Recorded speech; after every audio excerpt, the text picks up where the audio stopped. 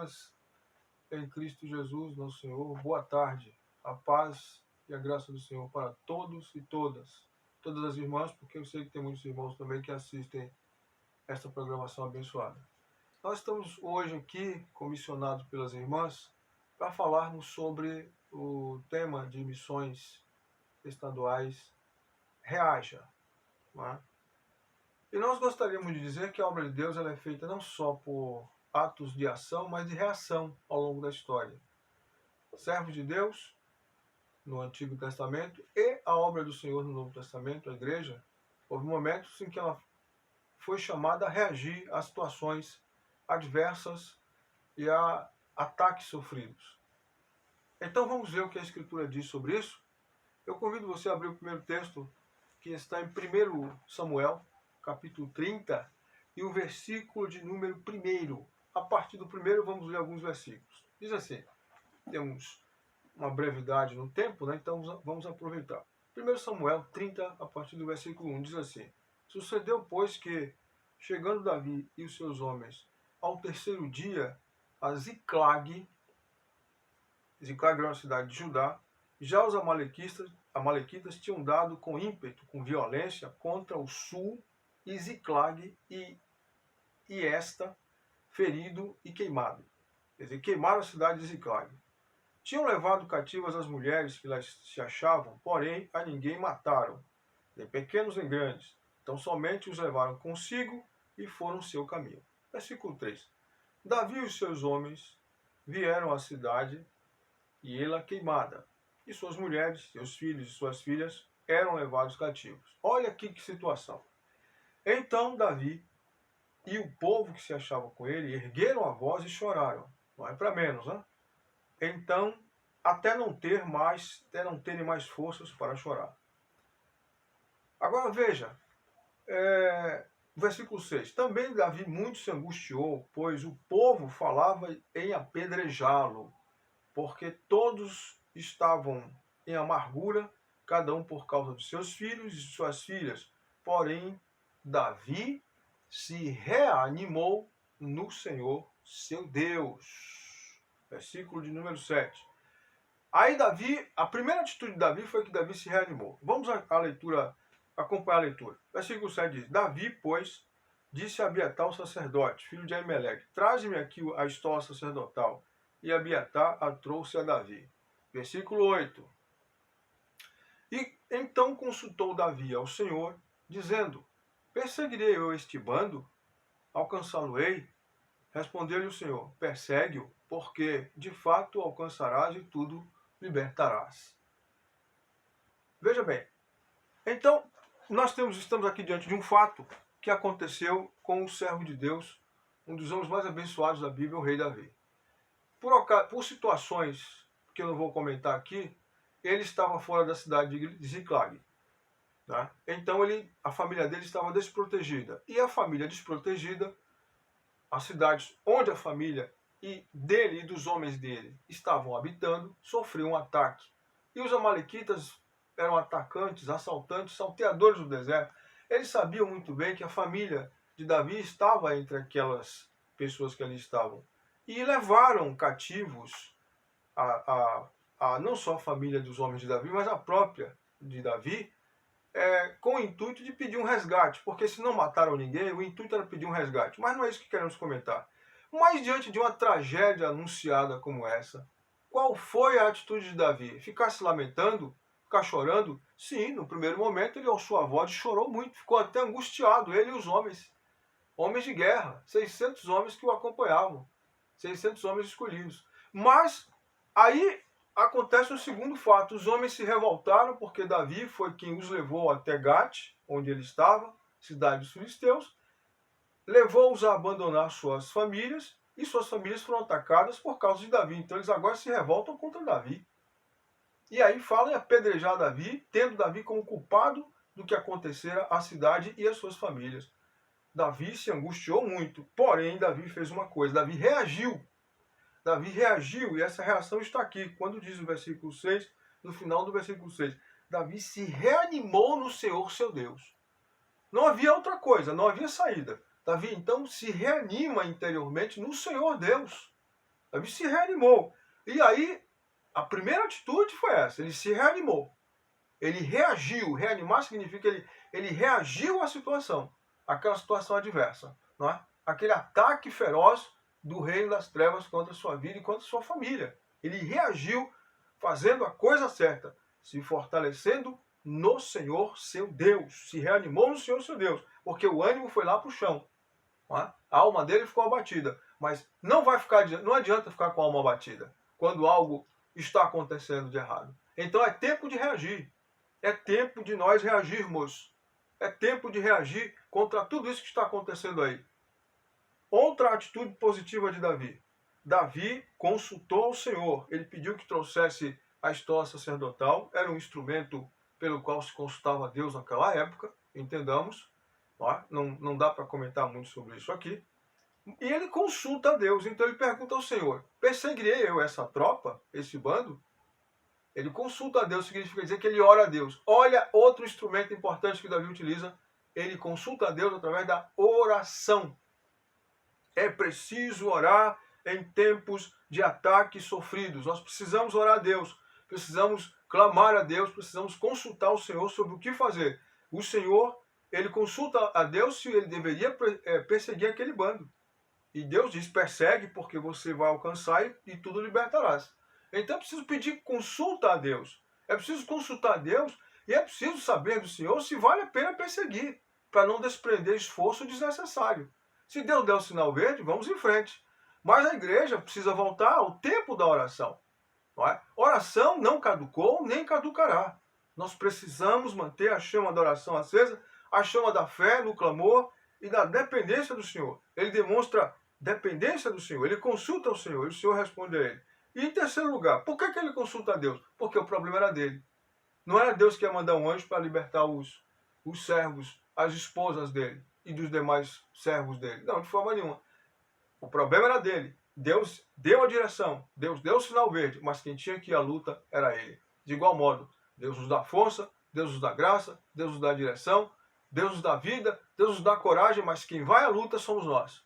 Não podemos ficar enclausurados dentro de casa por causa do que está acontecendo no mundo. Aliás, já é tempo de sairmos, né? Já é tempo de reagirmos em nome do Senhor Jesus Cristo. Agora vamos a outro exemplo. Tá? E, claro, Davi, fechando essa parte, Davi perseguiu aquela tropa. Ele achou um homem que lhe deu instruções no campo. Tá? O homem mostrou onde estava a tropa. Ele viu a posição que eles ocupavam. Outra coisa importante, é preciso ver as posições do inimigo, como ele está atuando, onde ele está atuando, para ver como vamos atacar e de que maneira vamos atacar. Lembrando que as nossas armas não são carnais, mas sim poderosas em Deus para destruirmos fortaleza. E aqui vale-se lembrar, vale-se frisar, a arma da oração, da súplica, da intercessão e do jejum, aliado a isso, e o exercimento da autoridade em nome do Senhor de Salvador Jesus Cristo. A autoridade que ele nos deu. E vamos a outro exemplo agora. O segundo exemplo que eu quero destacar está em Atos capítulo 8, 4 e 5. Após a morte de Estevão, a igreja de Deus, não é? A igreja, após a morte de Estevão, a igreja sai de Jerusalém, a igreja reage saindo de Jerusalém, indo por toda parte levando a palavra. Isso está em Atos capítulo 8, versículo 4 e 5. Diz assim: e os que foram dispersos depois da morte de Estevão iam por toda parte anunciando a palavra. Os que foram dispersos, né? Porque a igreja estava enclausurada em Jerusalém, passou 6, 7 anos após a ressurreição de Jesus, e os apóstolos, eles não cumpriram de imediato a ordem do Senhor. Ficou ali em Jerusalém e as pessoas vinham. O capítulo 5 mostra isso. Trazendo doentes, enfim, eles não foram nem a Samaria, que ficava a 56 quilômetros, pregar o evangelho. Mas quando houve a morte de Estevão, com a permissão do Senhor, e aquela perseguição que Saulo engendrou, tudo aquilo fazia parte de um plano superior de Deus, não é? Os que foram, depois da morte de Estevão, e a dispersão que aquela perseguição causou, não é? A dispersão que Saulo causou, e as consequências, os que foram dispersos foram anunciando a palavra. Quer dizer, o que não faziam antes, reagiram a partir daquela perseguição. Eles reagiram, não é, de forma positiva, como deveriam reagir, anunciando a palavra em lugares onde a palavra não havia chegado ainda. E o evangelho cresceu. Não é? Outro exemplo que nós queremos dar. Após o ataque sofrido vindo do rei Herodes, mandando matar Tiago à espada e prendendo a Pedro para executá-lo no outro dia, a igreja reage. A igreja reage entrando em intensa oração em favor de Pedro. Isso está em Atos capítulo 12. Nós podemos ver aqui, ó, Atos capítulo 12, de 1 e alguns versículos em diante. Diz assim: por aquele tempo mandou o rei Herodes prender alguns da igreja para os maltratar. E maltratar aqui era matar. Tá? Não é deixar sem pão, sem água, é matar. Fazendo passar o fio da espada a Tiago, irmão de João. Atos 12, versículos 1 e 2. Agora veja, versículo 3. Vendo ser isto agradável aos judeus, prosseguiu prendendo também a Pedro. E eram os dias dos pães ázimos, não é? A festa dos pães ázimos. Aí diz assim, Pedro, versículo 5, estava, pois, guardado no cárcere, mas havia oração incessante a Deus por parte da igreja em favor dele. A igreja reagiu. Parecia ser o fim. Prenderam o apóstolo Pedro, o pastor da igreja e pastor dos pastores, não é? E já haviam matado um dos apóstolos, um dos membros do colégio apostólico, dos mais importantes, que era Tiago, o irmão de João, o apóstolo João. E iam matar a Pedro. O que a igreja faz? Fica choramingando? Desacredita? Entra em pânico? Não. A igreja entra numa batalha incessante de oração, orando a Deus especificamente pela libertação de Pedro. Orando em favor, quer dizer, focada. Ali não está a fome do grupo A, do grupo B, a necessidade do grupo A, do grupo B, do grupo C, não. É a libertação de Pedro. Focou no problema. A igreja reagiu e reage orando. Então, igualmente, nesse tempo de promoção de missões, não é? De promoção da obra de Deus, a igreja tem que reagir, não só em tempos de campanha, mas a igreja precisa reagir contra tudo isso que está aí. A igreja precisa reagir contra as crianças que estão sendo vitimadas por pedófilos. A igreja precisa reagir contra falsos obreiros que estão no nosso meio, sim, em todos os lugares, e engendrando e apoiando ideologias que são anti-Deus, anti-família, anti a inocência das crianças. Obreiros que têm envolvimentos com coisas que desagradam a Deus, que têm um viés político, que apoia ideologias que são contra a família, contra a Bíblia, contra a obra de Deus, contra a pureza cristã, e ainda se dizem obreiros do Senhor. A igreja precisa reagir contra isso, precisa depurá-los. A igreja precisa fazer uma verdadeira asepsia. A igreja não pode se conformar com isso.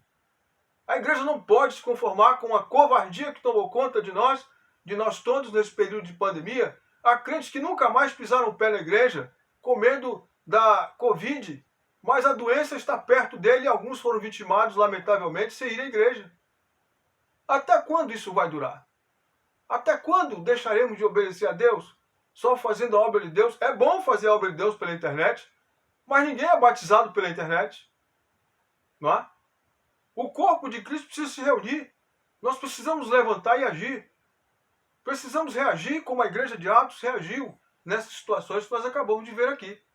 Orando incessantemente pela vida do apóstolo Pedro. Era ameaça de morte. A ameaça de morte ali era a espada. A ameaça de morte hoje não é só a espada. São as ideologias que estão querendo sufocar, matar a família, matar a inocência da criança, fazer com que crianças entrem no banheiro, crianças de sexo oposto usem o mesmo banheiro, a famigerada ideologia de gênero.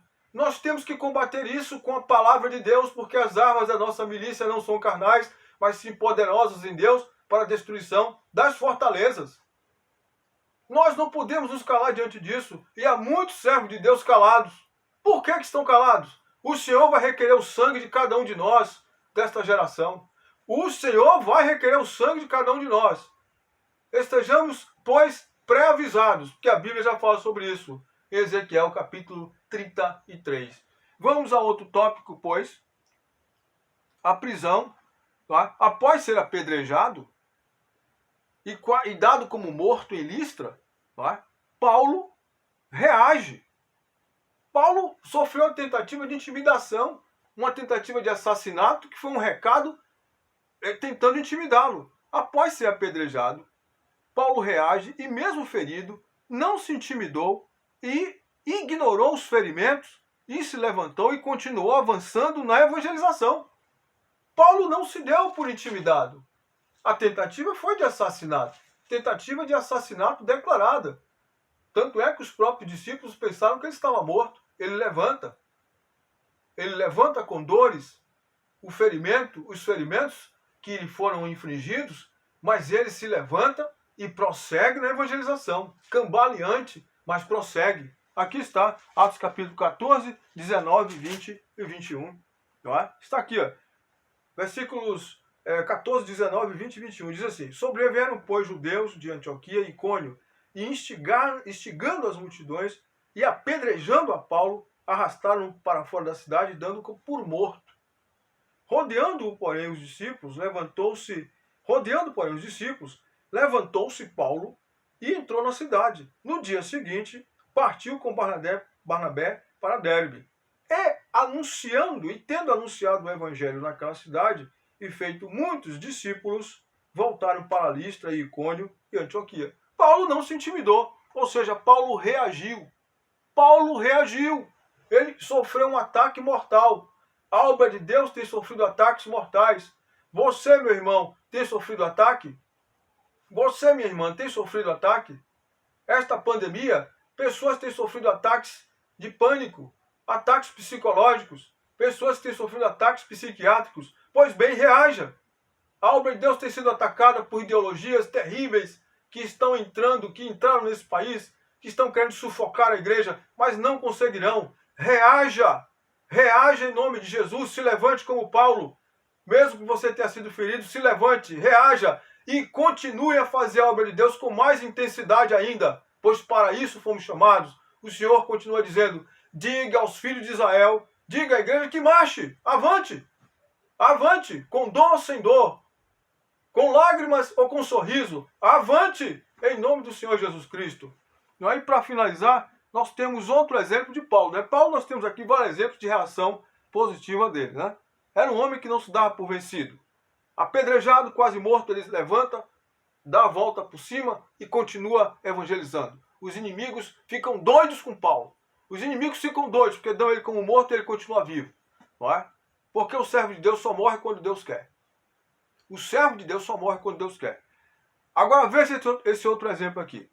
Quinto exemplo. Após a prisão e açoites, Paulo e Silas reagem e alçam suas vozes em louvores e orações a Deus. Isso está em Atos 16, 25. Mais uma vez, uma tentativa de intimidação, de paralisação da obra de Deus, uma tentativa de calar o servo de Deus, de calar o evangelho, de deter a marcha do evangelho. Mas já dizia o pastor Rosivaldo de Araújo, de saudosíssima memória, ninguém detém a obra santa. Ninguém detém a obra santa.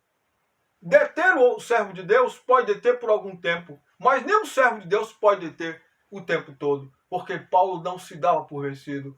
Ele preso, açoitado com varas, 39 varadas nas costas dele e de Silas, lançados no cárcere, eles com dores no corpo, ardores no corpo, os músculos tremendo, quem sabe com febre, com sede naquela prisão fria, eles começam a orar a Deus e bendizer ao Senhor. Irmãos, por que nós nos calamos nessa pandemia?